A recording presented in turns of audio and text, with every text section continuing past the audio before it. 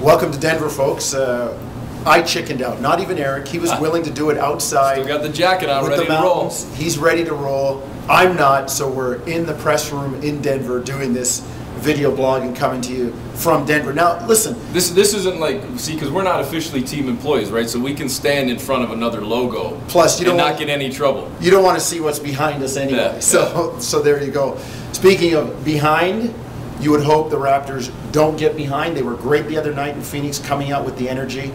We spoke to assistant coach Mike Anorai, something you can tune in and hear in the pregame about matching the Nuggets' intensity. They're a very strong and physical team, and if you don't, you're going to get whisked away. And we all remember what happened here last year and how this was the scene of the crime. How it cost somebody a job. Exactly. Well, you know, it was a 40-point blowout. Sam Mitchell ends up losing his job the next day. I was walking by the lobby in our hotel last night. I pointed a spot on the wall. I said, there it is right there. That's where Sam was standing when I found out the news, and we broke the news to you, and kind of all heck broke loose that day. And the grassy knoll. Yeah, pretty much the grassy knoll. It obviously didn't work out for the Raptors, you know, finishing out the season, the last 65 games. It didn't go well. Last season was ended up being a write-off, and now there's kind of a new hope in a sense around the team. And I know some of you are saying, well, hold on, new hope, 5-5. You talk to some of the players, and you know, ifs and buts for candies and nuts or whatever that stupid old cliche saying is. But I even just, you know, finished chatting with Jose Calderon. That's another interview on the pregame show tonight. And he was saying, man, we know that we threw away opportunities in San Antonio, in Phoenix, but we think at least that we proved to ourselves we can play with some of the big boys. And yeah, okay, San Antonio didn't have two of their biggest boys, but we've proven it. And then, Jonesy, we finish up the interview, we're walking into the hallway, we run into Chauncey Billups, who you know better than I do back from his original day was with the Raptors. And I'll let you tell the story of what Chauncey said about the Raptors. Right, he walks out. And this was unprovoked too. And like I said, it's not, if you don't believe Jose Calderon or the people around the Raptors squad with, you know, 5-5 is not bad, it could be better. I talked to Chauncey about the fact that they just came back from a very, very long East Coast trip, and the fact that Toronto's going to have 17 of their 41 road games done before the turn of the calendar. He said, hey man, that's great because y'all can get rolling at home. And he said unabashedly to Eric and I and Doug Smith from the Toronto Star, who was standing there, he says, y'all got a good team.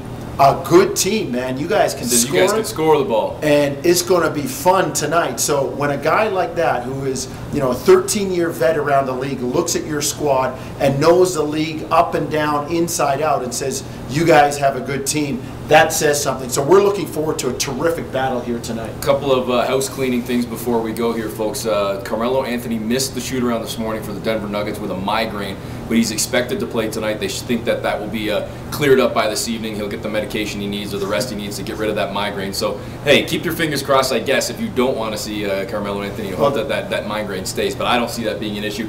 Anthony Carter will likely be inactive for the game tonight because Chris Anderson will be active. Chris Anderson is playing tonight. There's a joke in there somewhere about Carmelo giving that headache to Toronto sometime around 9 o'clock Eastern, but it's going to be a great game tonight.